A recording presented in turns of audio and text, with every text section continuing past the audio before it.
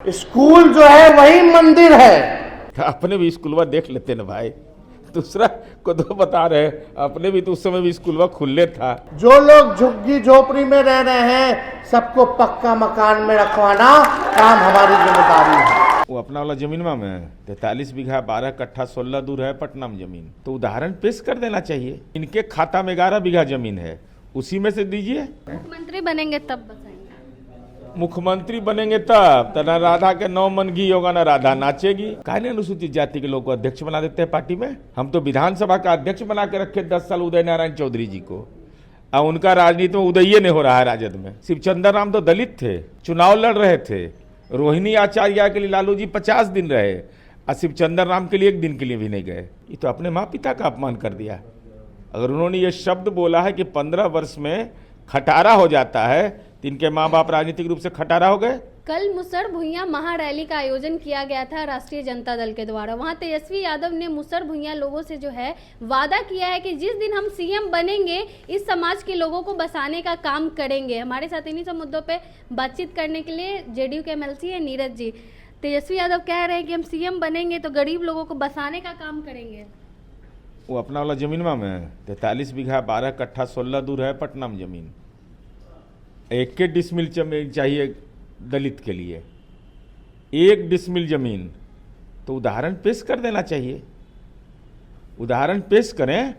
अपने इनके खाता में 11 बीघा जमीन है, उसी में से दीजिए, बसा देंगे। आई जो मारा गया था 223 आदमी नरसंहार में दलित, उन कातिलों का क्या हुआ, क्या कार्रवाई हुई, वो कौन गुनाहगार उसके लिए है, जरा यह भी बताइए। बिहार के लोगों को हिस्सेदारी दे दीजिएगा।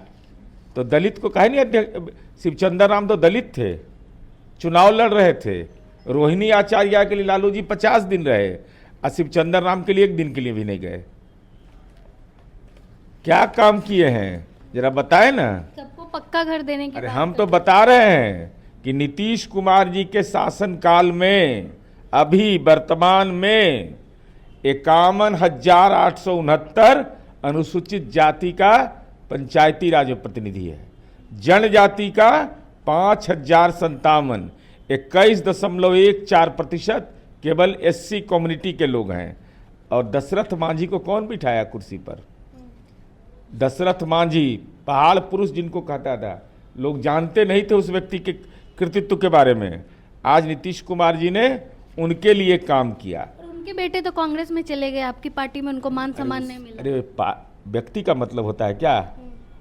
व्यक्ति का मतलब हो गया तब तो लगाया था कि मान सम्मान नहीं मिलता। तब तो गांधी परिवार का आदमी वरुण गांधी चले गए, मेनका गांधी चली गई बीजेपी में, गांधी परिवार के योगदान को इनकार होगा?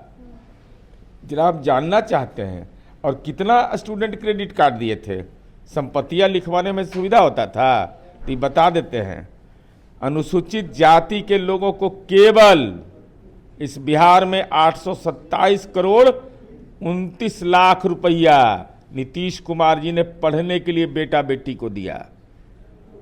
अनुसूचित जाति में देश में उदाहरण है।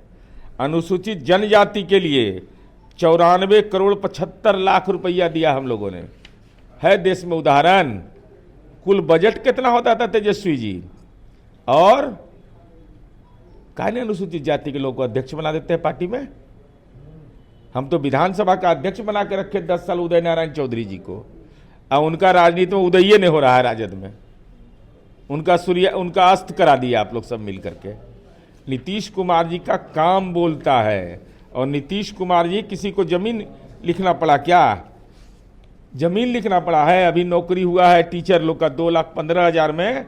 हम बता देते हैं अनुसूचित जाति का केवल 17,682 और 8,698, 26,380 टीचर की बहाली हुई। तो किसी को लगा 1 कट्ठा खेत लिखा है, 1 रुपया लगा है, एगो सिक्का। और बताना चाहिए इनको कि क्या क्या हम लोगों ने काम किया है। इसलिए नीतीश कुमार जी का काम बोलता है। अब मुख्यमंत्री के उम्मीदवार हो गए तो राजेश राम जी से पूछ लीजिए। राजेश राम जी कहें मिल बैठ के तय करेंगे। आंख तरे रहे क्या कांग्रेस को? अपने मुंह मियाँ मिट्ठू, हमको अभी मन करे हम प्रधानमंत्री हो गए, तो कोई मतलब है क्या? प्रधानमंत्री के उम्मीदवार हम हो गए। कह रहे हैं नाला के आसपास के लोगों को आप लोग जो है उनका घर उजाड़ रहे हैं, सबको पक्का हम कर तो रहे हैं। बता रहे हैं भाई, इससे बड़ा मौका कब मिलेगा आपको। 43 बीघा है जमीन पटना में, 43 बीघा 12 कट्ठा 16 दूर केवल पटना में, 468 करोड़ की संपत्ति है केवल पटना में। तो उसी पर बसा करके शुरुआत कर दीजिए, तब जाने कि आप दलित के बहुत बड़े शुभचिंतक हैं। मुख्यमंत्री बनेंगे तब बताएंगे। मुख्यमंत्री बनेंगे तब तो न राधा के 9 मन घी होगा, न राधा नाचेगी। नहीं बनेंगे। कह रहे हैं कि नीतीश कुमार की सरकार खटारा हो चुकी है, 15 साल से ज्यादा खटारा गाड़ी नहीं चलती है। तो इसका मतलब लालू जी और राबड़ी देवी खटारा है राजनीति में। ये तो अपने माँ पिता का अपमान कर दिया। अगर उन्होंने ये शब्द बोला है कि 15 वर्ष में खटारा हो जाता है, तो इनके माँ बाप राजनीतिक रूप से खटारा हो गए।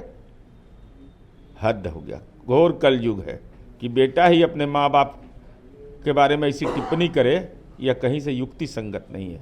संस्कार सीखिए। दलित समाज के लोगों को कह रहे हैं कि शिक्षित बनिए, नहीं तो अन्याय होते रहेगा। ये आप बता रहे हैं, ये डॉक्टर भीमराव अंबेडकर बोले हैं, तो नया बात ही नहीं बोलते हैं कुछ।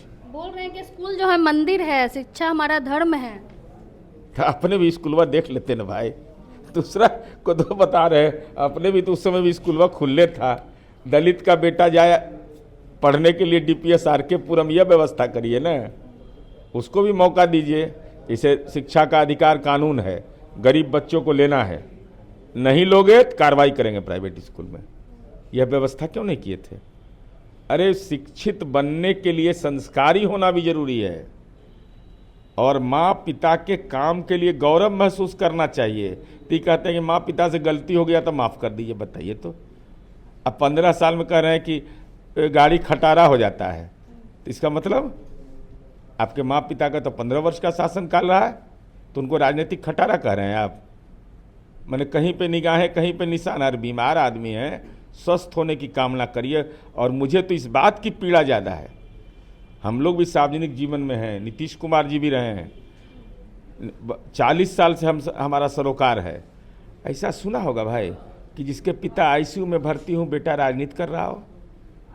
कहीं होता है ऐसा। हम लोग बिहार का संस्कार तो यह नहीं रहा है। माँ पिता बीमार पड़ा, दुनिया का सब काम छोड़ करके पहले उनकी सेवा ही धर्म है पुत्र का। और ये देख लीजिए, मैंने लालू जी का ऑपरेशन हुआ है, अब बेटा यहाँ प्रेस कॉन्फ्रेंस कर रहा है, बेटा यहाँ बयान दे रहा है। कार्यक्रम 2 दिन मैंने कल चुनाव है, हड़बड़ी किस बात का है। अरे पुत्र धर्म का निर्वाह नहीं करिएगा तो राजनीतिक धर्म का आप निर्वाह कीजिएगा। वक्त बिल को लेकर भी बोल रहे हैं कि हमारी सरकार बनी तो कूड़ेदान में फेंक देंगे। अब उनको पढ़ने लिखने से बहुत मतलब है नहीं। सेंट्रल एक्ट को कैसे आप फाड़ दीजिएगा। देश के संविधान के किस अनुच्छेद में ये अधिकार है।